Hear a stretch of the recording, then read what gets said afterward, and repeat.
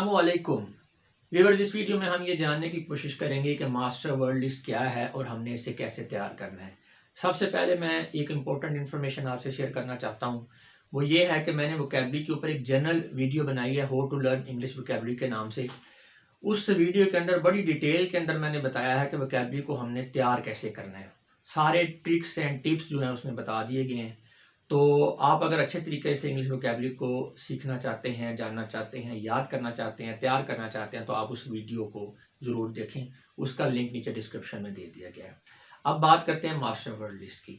Master word list को पहली तो बात यह है कि इसे हम मास्टर वर्ड क्यों कहते हैं, मास्टर वर्ड लिस्ट क्यों कहते हैं। ये मैंने इसका नाम रखा है, ये इसलिए है कि इस लिस्ट के अंदर जितने वर्ड्स हैं, अगर आप इनको तैयार कर लेते हैं, वोकैबुलरी की इस लिस्ट को तैयार कर लेते हैं, तो आप कह सकते हैं कि आप इंग्लिश वोकैबुलरी के मास्टर बन गए हैं। ठीक है ना। यानी आपके अंदर इसकी बहुत ज़्यादा स्किल या मैस्ट्री जो है इंग्लिश वोकैबुलरी की, ये पैदा हो जाएगी इस एक लिस्ट को कर लेने से। और इंग्लिश वोकैबुलरी से रिलेटेड आपके तकरीबन सारे मसाइल जो हल हो जाते हैं। उसकी वजह यह है कि ये जो वर्ड लिस्ट है इसकी एप्लीकेशन बहुत ज़्यादा है। मसलन ये आपको हेल्प करेगी MCQs वाले जो टेस्ट हैं, ये 100 मार्क्स का अक्सर ही कॉम्पिटेटिव एग्जाम्स का जो टेस्ट होता है उसमें इंग्लिश वाला पोर्शन है, उसके अंदर ये आपको हेल्प करेगी ये वाली वोकैबुलरी।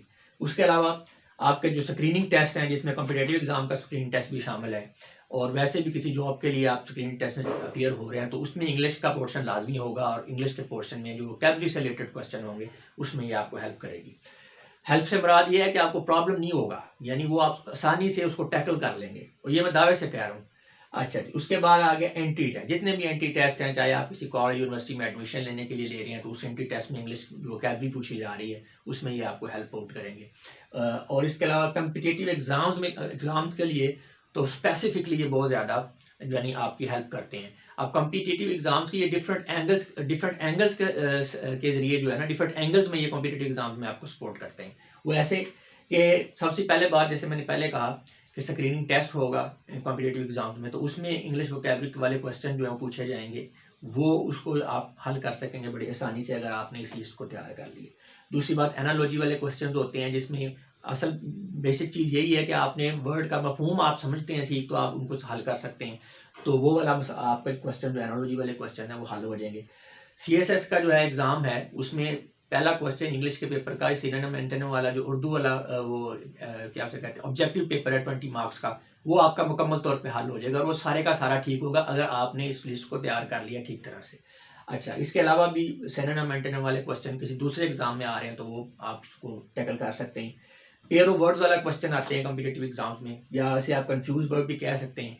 तो कंफ्यूज वर्ड जो है ये इस तरह का जो क्वेश्चन है, उसमें आप इसको बड़ी आसानी से हल कर सकते हैं।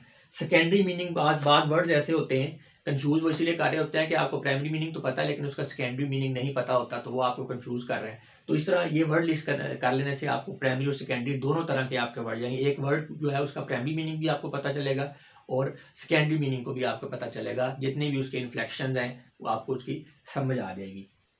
अच्छा, इसके अलावा आपके स्पेलिंग्स इंप्रूव करेंगे। इसको जब इसको तैयार करना है तो स्पेलिंग जो है वो इम्प्रूव हो जाएंगे। और सबसे इम्पोर्टेंट बात ये है कि जो ट्रांसलेशन वाला क्वेश्चन होता है, उर्दू टू इंग्लिश ट्रांसलेशन, खास करके जो CSS में एग्जाम है, 10 इंग्लिश में CSS की इंग्लिश में 10 मार्क्स का जो है ये क्वेश्चन है ट्रांसलेशन वाला, उर्दू इनटू इंग्लिश। तो वो आप बेहतर तरीके से आप हल कर सकते हैं जब आपको इंग्लिश की वोकैबुलरी आती है। उसकी वजह यह है कि ट्रांसलेशन में अक्सर ही सोशियोलॉजी की या किसी दूसरे सब्जेक्ट के ऊपर बात की जा रही होती है, और उसके अंदर उसकी स्पेसिफिक टर्मिनोलॉजी जो है वो आपको आना बहुत ज़रूरी है। तो ये वर्ड लिस्ट जब आप कर लेंगे तो आपकी वो स्पेसिफिक टर्मिनोलॉजी वाला मसला भी जो है उसमें हल हो जाएगा।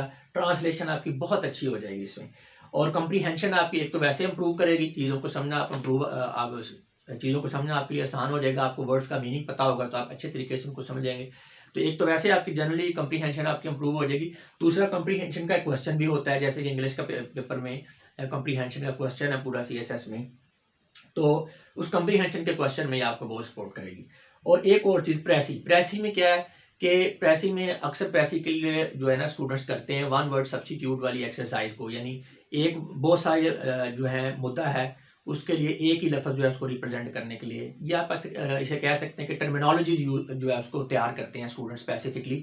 तो वो प्रेसी के अंदर टर्मिनोलॉजी यूज़ होती है, यानी आपको पता होना चाहिए कि बहुत सारी फीलिंग्स को, बहुत सारे जज्बात को एक वर्ड के अंदर जो है आपने कैसे एक्सप्लेन करना है, ब्रीफ कैसे लिखना है। तो उस ब्रीफ को लिखने के लिए, किसी मटेरियल को कंडेंस करने के लिए, प्रेसी बनाने के लिए ये वर्ड लिस्ट आपको हेल्प करेगी और बहुत ज़्यादा हेल्प करेगी। आपकी टर्मिनोलॉजी वाला मसला जो है ये हल हो जाएगा, क्योंकि इस लिस्ट के अंदर टर्मिनोलॉजी, डिफरेंट सब्जेक्ट्स की जो टर्मिनोलॉजी है वो भी शामिल कर दी गई हैं, और ये वही टर्मिनोलॉजीज है जो कॉम्पिटिटिव एग्जाम्स के अंदर जिनके साथ आपका सामना पड़ता है। अच्छा जी, उसके अलावा पैसिव वाला क्वेश्चन में ये आपको हेल्प करेगा। जनरल राइटिंग एक्सप्रेशन आपका इंप्रूव हो जाएगा। जब आपने लिखना है तो अच्छे आप वर्ड्स यूज़ करेंगे वोकैबुलरी के, तो डेफिनेटली आपका एक्सप्रेशन जो है इंप्रूव हो जाएगा। और दूसरी बात यह है कि आप अच्छे तरीके से अपनी बात जो है, अपना मैसेज भी लीडर को कन्वे कर सकेंगे। तो ये बहुत सारे बेनिफिट्स हैं। इन बेनिफिट्स की वजह से मैं इसको मास्टर वर्ड लिस्ट कहता हूँ, और वाकई आप इसको तैयार कर लेंगे तो आप इसमें मास्टर बनेंगे। लेकिन बात यह है कि जब आप करेंगे तो आप ये मेरी बात मानेंगे, पहले शायद आपको ये बात में थोड़ी अजीब लगे। तो इसमें हाँ, एक चीज़ मैं आपको बता दूं, उस वीडियो में जिसका मैंने वीडियो के स्टार्ट में हवाला दिया था, how to learn English vocabulary, उसके अंदर बताया गया है कि वोकैबुलरी को तैयार कैसे करना है। तो वोकैबुलरी को तैयार करने का वैसे शॉर्टकट तो कोई नहीं है कि आप कहेंगे ये शॉर्ट वे में तैयार कर लेंगे। वोकैबुलरी का जो बेसिक तरीका है वो यही है कि आप रीडिंग करें इंटेंसिव और एक्सटेंसिव। लेकिन ये मास्टर वर्ड लिस्ट जो है, जो यहाँ पे दी जा रही है, या मेरी दूसरी वोकैबुलरी वाली वीडियोज़ हैं, उनके देने का मकसद सिर्फ ये है कि शॉर्टकट ये भी नहीं है, इसमें भी बहुत ज़्यादा आपको मेहनत करना पड़ेगी, लेकिन इसमें ये कि कम वक्त में आप जो है अपने टारगेट को अचीव कर लेंगे। आप एग्जाम में जो है अपीयर होने के काबिल हो जाएंगे, अच्छे तरीके से आप क्वेश्चंस को ऑप्ट कर सकेंगे। तो ये आपके लिए शॉर्टकट नहीं है, लेकिन ये कि टाइम सेविंग जो है ज़रूर है। लेकिन इसमें मेहनत जो है वो रीडिंग वाले तरीके से ज़्यादा मेहनत लगेगी इसको, यानी आपने याद करना है। तो जब चीज़ों को आप याद कर रहे हैं इस तरह से, जैसे रट्टा लगा रहे हैं, तो वो मुश्किल हो जाती हैं। तो ये आपके लिए थोड़ा कॉम्प्लिकेटेड होगा, लेकिन इसका आपको फ़ायदा बहुत होगा। अब अच्छा, इसको याद कैसे करना है, कैसे तैयार करना है, इसका भी मैं हल दे रहा हूँ, ताकि आपको जो है इनको तैयार करने में भी आसानी रहे। तो मैं आपको थोड़ा सा इसका बता दूँ। टोटल 3500 वर्ड्स हैं जी इस मास्टर वर्ड लिस्ट में, 3500 वर्ड्स हैं। अब 3500 वर्ड्स के मैं जो है मैंने आगे कार्ड्स में उनको डिवाइड किया है, यानी जैसे ये कार्ड मेरे पास वोकैबुलरी के कार्ड मौजूद हैं, एक कार्ड के ऊपर 10 वर्ड्स जो हैं वोकैबुलरी के लिखे गए हैं। तो बेसिकली ये 350 कार्ड बनते चाहिए, लेकिन 350 नहीं है, 395 कार्ड्स हैं, 395। उसमें यह है कि बाद कार्ड्स में वर्ड रिपीट हो जाता है, रिपीट भी हो जाते हैं, तो ये 395 कार्ड्स हैं। अब 395 कार्ड का मतलब ये है कि 395 वीडियो हैं। हर एक वीडियो एक वोकैबुलरी कार्ड पर मुश्तमिल है। हर वीडियो में 10 वर्ड्स के मीनिंग आपको बताए जाएंगे, और वो वर्ड आपको उसके प्राइमरी और सेकेंडरी मीनिंग बताए जाएंगे, और एक ही वर्ड के जो मुख्तलिफ मीनिंग्स होते हैं वो सारे मीनिंग्स एक लिस्ट करके आपको डिटेल में, यानी वर्ड जो है पूरा उसका कंसेप्ट दिया जाएगा कि इस वर्ड का क्या क्या मफहूम है, क्या क्या मतलब है। तो ये आपकी 395 आप कह लें वीडियोज़ हैं, या 395 आपके कार्ड्स हैं। आप ये कर लेते हैं तैयार, तो आपके लिए इंग्लिश जो है ना, इंग्लिश आसान हो जाएगी। और आप इंप्रेस करेंगे। आप जब कुछ लिखेंगे तो आपके लिखे हुए को देख के लोग जो हैं वो बड़ा इंप्रेस हो जाया करेंगे कि बहुत अच्छा लिखा हुआ है। तो अच्छा, इसमें अब इसको तैयार कैसे करना है, अब वो मैंने वीडियोस के अंदर आपको हर एक वीडियो के अंदर 10 वर्ड दे रहा हूँ। तो आपने 10 वर्ड्स को अपने कार्ड्स पे लिख लेना है, ठीक है। एक कार्ड के ऊपर कोशिश करें 10 वर्ड्स आ जाए, जैसा कि ये मैंने लिखा हुआ है। 10 तो नहीं है, ये मैंने वैसे किसी और मकसद के लिए बनाए थे। तो ये आप देख सकते हैं, ये देखें, ये इसके ऊपर वर्ड्स आप इस तरह से आप अपने कार्ड्स तैयार कर लेंगे। मेरे पास विजिटिंग कार्ड है तो मैंने उन्हीं को यूज़ कर लिया। आप वैसे कोई और कार्ड ले सकते हैं, विजिटिंग कार्ड ले लेंगे तो ज़्यादा बेहतर है, क्योंकि जितना छोटा होगा ये साइज़ में उसको हैंडल करना इतना ही आसान होगा। तो आपने एक वोकैबुलरी जो वाली वीडियो का जो मवाद है, यानी कि 10 वर्ड्स हैं, एक कार्ड के ऊपर आपने लिख लेने हैं। तो इसी तरह सारे कार्ड्स आपने बना लेने हैं। तो ये आपके 395 कार्ड जो है बन जाएंगे। अब 395 कार्ड्स आपके बन गए हैं। अब आपने इनको तैयार कैसे करना है, आपने ये पहला कार्ड जो है इसको जस्ट रीड करना है। आपने रट्टा नहीं लगाना, याद नहीं करना, सिर्फ रीड करना है। रीड करके आप इसको शफल करेंगे, ये नीचे चला जाएगा, ये ऐसे करके, ठीक है। फिर आपने इसको रीड किया, फिर ये आप नीचे ले गए इसको इस तरह से रीड करते जाएंगे और उनको नीचे लेके जाते जाएंगे।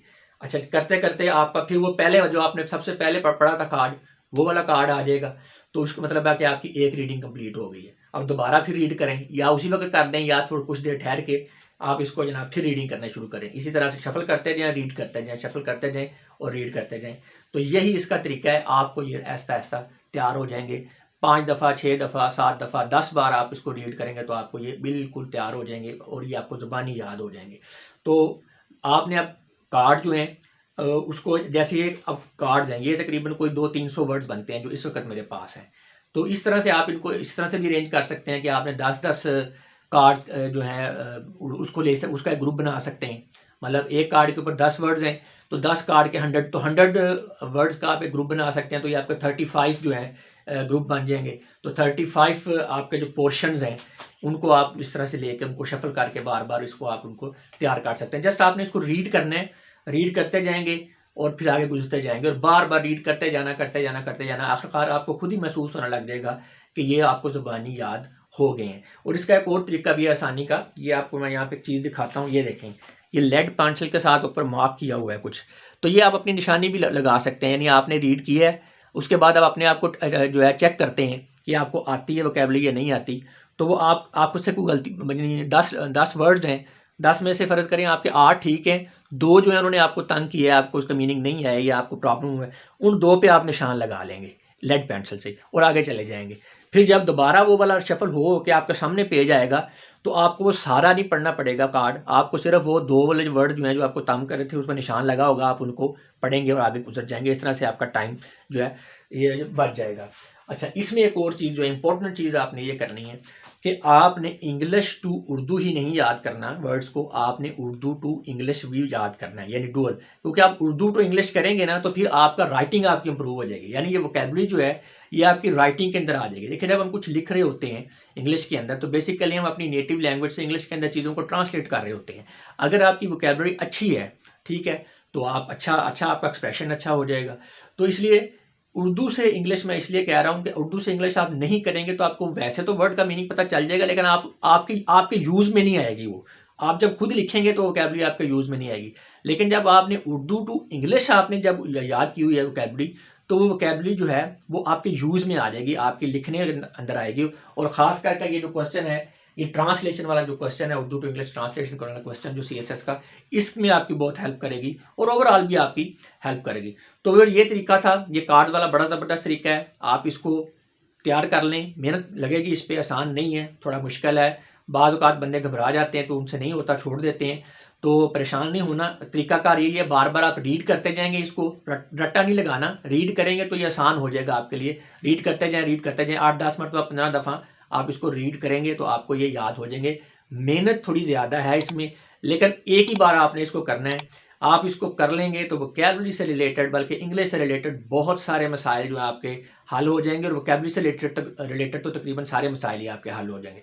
तो व्यूअर्स, अब मैं आप लोगों से इजाज़त चाहूँगा, अपना बहुत सा ख्याल रखिएगा। आपकी इस महत्व का बहुत बहुत शुक्रिया। खुदा हाफिज़।